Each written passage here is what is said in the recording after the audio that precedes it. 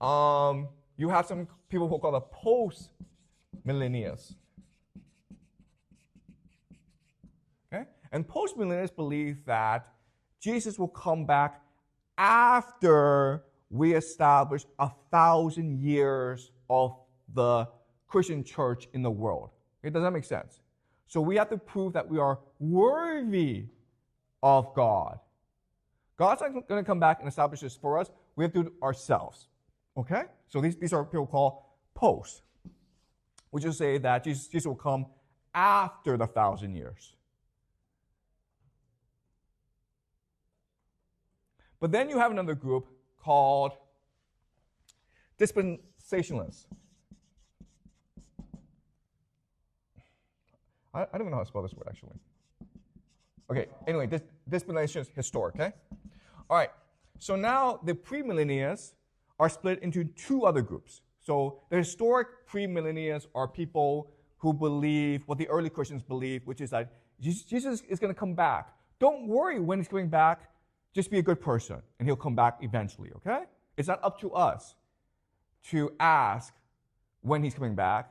He's God, okay? He has a plan. He knows what he's doing. Just be patient, guys, okay? That's the historic premillennialists. And then you have another group called the dispensationalist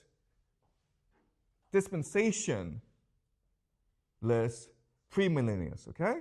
And what they believe is something different. They believe that, in the Bible, if you read the Bible very, very closely, it tells you how and why Jesus will return. Okay? What the Bible says is that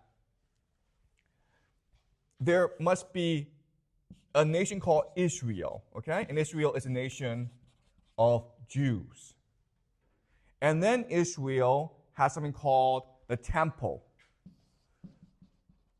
because that's where God resides, okay? It must have the temple. And then what will happen, according to the Bible, is that the Antichrist, okay, or Satan, lives. Okay? Then there will be an Antichrist, okay, Satan, who will be the great deceiver. He'll pretend to be God. He'll pretend to be Messiah, but he's really Satan, okay? And then he will launch a war when all the nations of the world will try to attack Israel. And at this point, Jesus will come back, and he will destroy the Antichrist. He will save Israel, and he will usher in 1,000 years of peace. And then 1,000 years later, you'll have the last judgment, where God will judge us to be either worthy or not worthy. If we are worthy, we'll live on forever. If we're not worthy, then we'll burn in hell forever, okay? Okay. So there are different variations of this prophecy with what they believe, okay? So in other words, the historic premillennialists, what they believe about the coming of Jesus is it's a promise, okay? Jesus promises to return. He's God. He will keep his promise. He's probably very busy right now with other things, so don't worry about it, guys, okay? Let's just be patient and trust in Jesus, okay? That's what they believe. But the dispensationalists, premillennialists, believe that the prophecy, it's a plan, okay? It's something that we must achieve to bring Jesus back. And if we do what the Bible tells us to do, which is to say, to have Israel as a nation run by the Jews, to have the temple, and then to face the Antichrist, then Jesus will return. Okay? Does that make sense? Okay. Now, so these are the four different views of the end times. Okay? You have the historic premillennialists who believe that Jesus has promised to return. Let's just wait, guys. Don't worry about it. You have the dispensationalists, premillennialists, who believe that we have to work hard to bring Jesus back, okay? And then you have the amillennialists who are like, no, the 1,000 years, it's just a metaphor. It's not going to happen. Don't worry about it, guys, okay? And then you have the post-millennialists who believe that it's up to us to establish a good world. Jesus is not going to do it for us. If we do this, then Jesus will return. Okay? And so, but remember, guys, okay, this is a very simple version of the 4 different beliefs. Even within each belief, there are variations, okay? Because again, there are 2 billion people who believe in Christianity, and they all believe something different, okay? Does that make sense? All right, are we clear about the 4 different ideas? Any questions? Okay, so, so you don't actually have to remember this, okay? But all I'm trying to show you is that even within Christianity, there's a debate, okay? But there's a concern, an obsession as to when Jesus will return and how he will return. Okay, does that make sense? All right.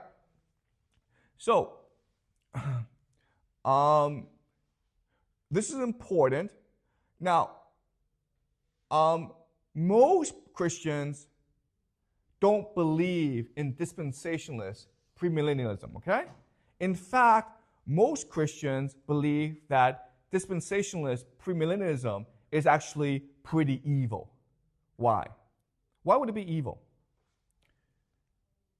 We cannot believe in dispensationalist premillennialism because it's evil. Why?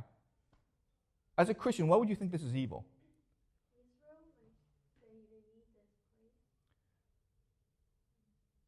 What's a problem with believing that there's a plan in the Bible? Why would that be anti-Christian?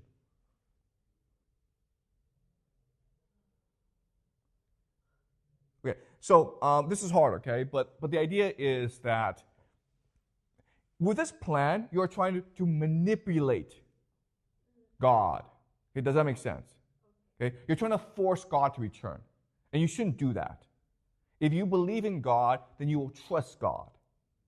And you will try your best to be a good person, which is what the Bible asks you to do. And when God returns, it's none of your business, okay? It's not our concern.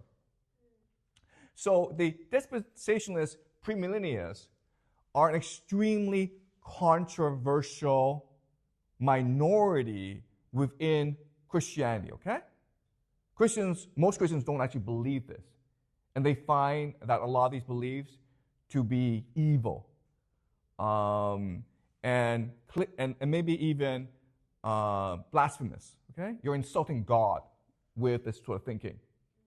Okay, the problem is that of all these groups, the dispensationalist premillennialists, are the most organized, and they're the most fanatical. They really believe that this is true, okay? And we know that throughout history, those who achieve their objectives are people who tend to be the most united and who are the most fanatical in achieving their objective, okay? That's the first point. Second point is that this sort of belief thrives in a time of massive uncertainty and inequality, like the time that we are living in today, okay? Where inequality is growing, where there's more instability and uncertainty. So in other words, there are more and more people who believe in dispensationalist premillennialism. Okay, does that make sense? Okay. All right. So why this is important is that dispensationalist premillennialists, as Christians, have done a lot to cause conflict in the Middle East. Okay? So they're the ones who are actively encouraging conflict between the Palestinians and the Israelis. They're the ones who want Israel and Iran to go to war. Why? Why are they actively encouraging conflict between the Palestinians and the Israelis? Why are they encouraging a war between Iran and Israel? Why would they want a war between Iran and Israel? They want Israel back. Well, Israel is already back. Why? Because it's part of the prophecy. Do you understand? It's part of the prophecy. The prophecy is that Israel must first be reconstituted as a nation. Okay, this happened in 1948. And then Israel must go to war with other nations. Okay, does that make sense?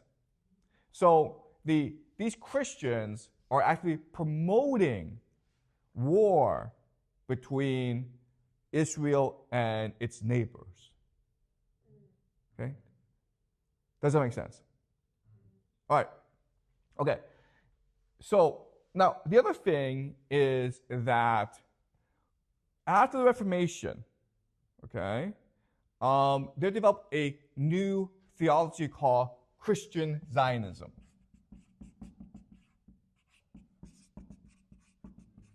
Christian Zionism, okay? What is Christian Zionism?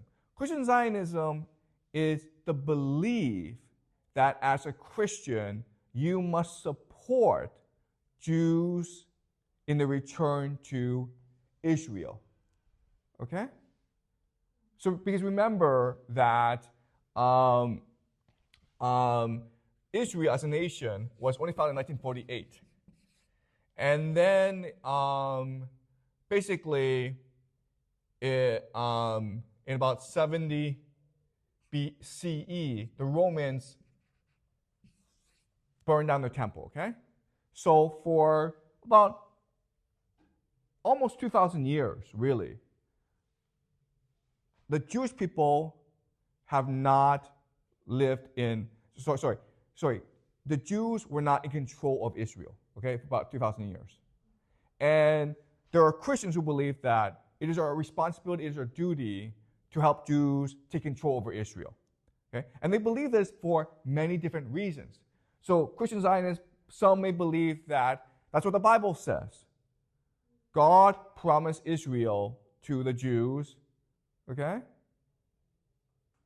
So Christian Zionism intersects with dispensationalist premillennialism. Okay? There are Christian Zionists who believe that, okay, for Jesus' return, we need Israel back, and we need Israel to be in conflict with the Middle East, okay? So in other words, is there a specific country you want them to have conflict with? The Middle East, okay?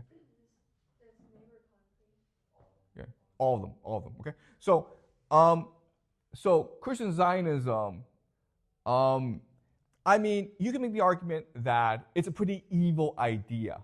Why? Because they're using the Jewish people as a tool, as a mechanism in order to achieve what they believe, which is the return of Jesus.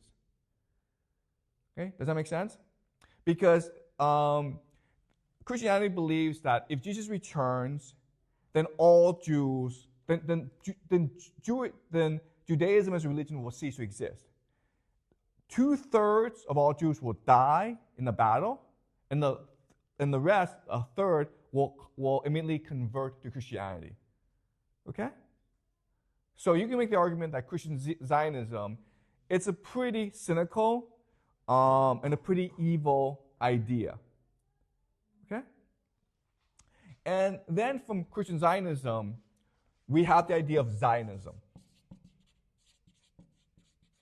Okay? And Zionism is the belief among certain Jews that two things, okay? One is that the Jews are the chosen people of God and that Israel is the promised land. And